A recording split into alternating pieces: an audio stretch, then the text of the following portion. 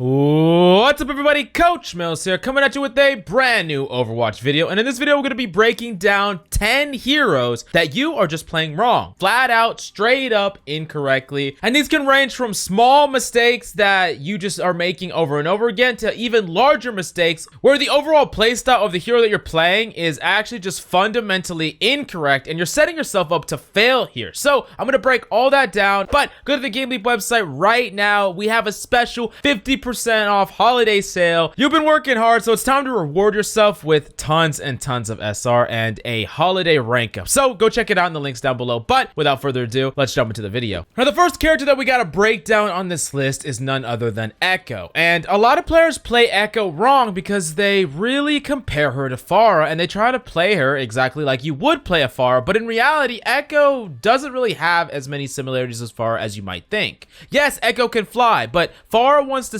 systematically distance herself from all enemies because she has no fall off range. She has a very long effective range of spam and splash damage, and because of that, even when she's going in and when she's doing her default playstyle, she's playing way different than, of course, Echo. Echo has to be playing cyclically, or a cycle similar to that of a Doomfist, where you go in when you have abilities and you see opportunity, and then you use some amount of your abilities to retreat. The number one mistake that Echo players are making is they're using their fly far too aggressively to take open space. Now, yes, you can use your fly aggressively if you see an opportunity to capsize on a kill, but you should still always be thinking about how you're going to get out, and a lot of the time, you can actually be using it far more defensively, where instead, you position yourself aggressively, you just push up with your team, you put some value in, you might even get a kill, and then you use your fly to get out safely in the same way that a Genji dash would dash you away safely. Now, the next character that we really got to talk about is Brig, and Brig is one of those characters that is really misunderstood in my opinion. I see two styles of Brig a lot of times in lower ranks when I watch VOD reviews. Either Brigs that are scared, like they're literally scared and they play back with their team and they don't push in at all, or Brigs that only know how to push in. Like, there's two different sections of Brig players, but honestly, Brig is a character that really thrives on being able to pivot. When you have advantage, pushing in aggressively, constantly triggering Inspire and putting extra pressure on the front line,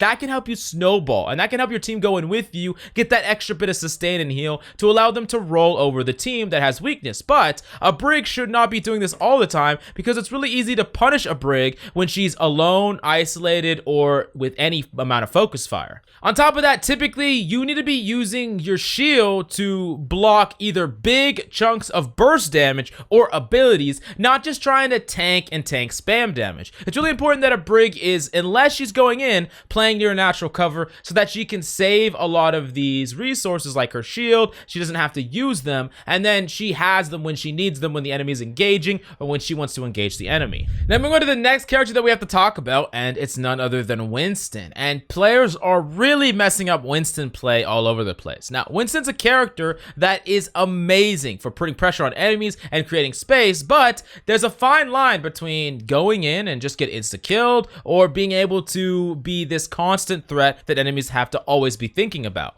The best way to start really getting good at Winston is realize that you do not have to always get kills with every single leap. I see way too many Winstons want to jump into the enemy backline and they will not leave, they will full commit, and they will always be trying to get that kill. Now, yes, of course, kills are great on Winston, but more importantly, it's making enemies peel back. It's making enemies use their cooldown. It's allowing your teammates to come onto point without being focused by the enemy team. These are all values that you're bringing to the table, but those things are not worth trading your life for. Those things are valuable, but you really should be jumping in, taking some of the aggro, taking some of the cooldowns, but still putting yourself in a position to where you could back off. Imagine something like Nubani. You jump up to the high ground, you throw your bubble down, you get a lot of the aggro of the enemies on you, but when you realize that some of these kills are not going to be obtainable, you don't just keep going and going, you drop to the low ground, you kite back to your team, you wait for your cooldowns to go back, and then you do it again and again and again. But this time, your DPS are better pushed up, you have more space on point, they're in better positions to help you capitalize on the kills, and the list goes on and on. Then we go to the next character that we really got to break down in this list, and it's none other than Widowmaker. Now, the first and probably biggest biggest mistake that I see Widowmakers making all over the place, even some that I've recently VOD reviewed, and it's actually moving so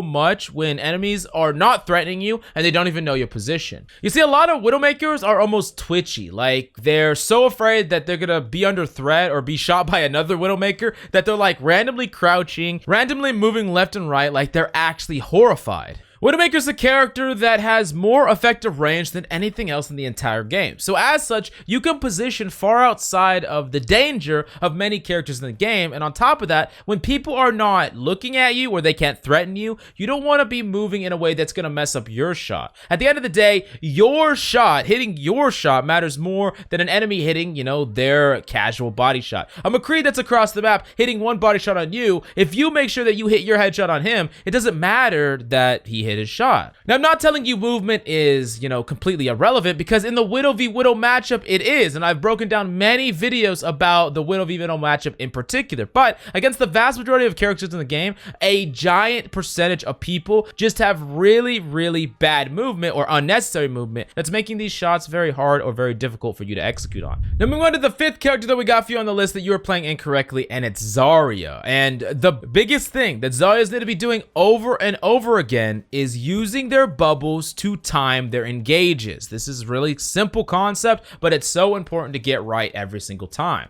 You should be going in and pushing it aggressively when you have your bubble to help you do so. It is more likely that enemies are going to focus you down when you push in. That's pretty obvious. So while you're doing so, you get to push in, you have some form of protection because you can use the bubble at any time. Enemies are more likely to focus you down, and they're going to increase your DPS as a result. This is why you push in when you have your bubbles, but as your bubble fades and you don't have that bubble cooldown, you need to back up, back past your main tank, back up into your team where you're safe and not able to get focused down, and then you go back in aggressively when you have that bubble again. It's a cycle of back and forth, and a lot of times Zaryas will back up as they bubble their main tank to go in, and vice versa, over and over and over again. But even in solo queue, maybe you have a terrible main tank, doesn't matter. If you play Zarya and you time your engagements where you're going back behind natural cover when you don't have bubble, and you're going in aggressively when you do, and I'm not saying push in and tap the bubble instantly, I'm saying push in, get to a point where people are like, hey, this Zarya is isolated, she's vulnerable, and then you tap that bubble. That is the true way to tap into Zarya's strength, because there's a window of time where you are much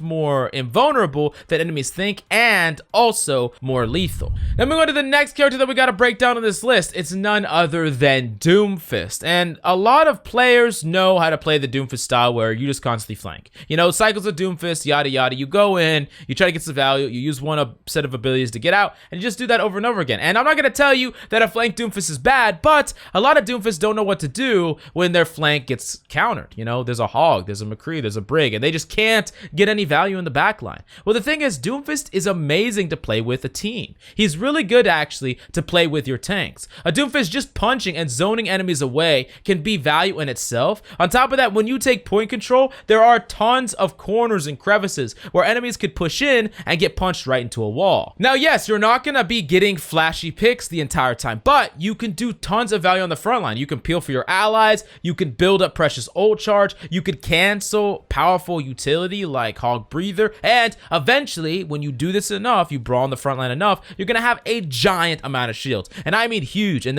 then you can go and make a play in the mid fight, and you can tank tons of things. Like, imagine diving a McCree, him flashbanging and fan the hammering you, but you just live it and kill him anyways. That's the type of stuff that you can do when you incorporate this style, and it works even better up against characters that are all peely characters, because they're not going to get that free pick on you. They're picking these characters because they think they can shut you down, but if you play in this really passive, reserved way, they can't, and you can still get value. Now we're going to the next character that we got for you on this list, and it's Mercy. And I'm sad to say, you're probably playing Mercy incorrectly. Now, besides her res, Mercy has two fundamental strengths over any other support, and it's her mobility that is fantastic, by the way, and it's a part of the reason why she can be played in so many comps, including dive, because she can constantly be switching between people and giving aid to people in need. But the second part is the fact that she can pivot from damage boosting to healing as well. Now, Mercy is essentially the ultimate max minner, and what I mean by that is she can give heals to whoever perfectly needs it on a battle battlefield, just enough to keep them alive, and she can give or damage increase people that really can get value out of it in any given situation.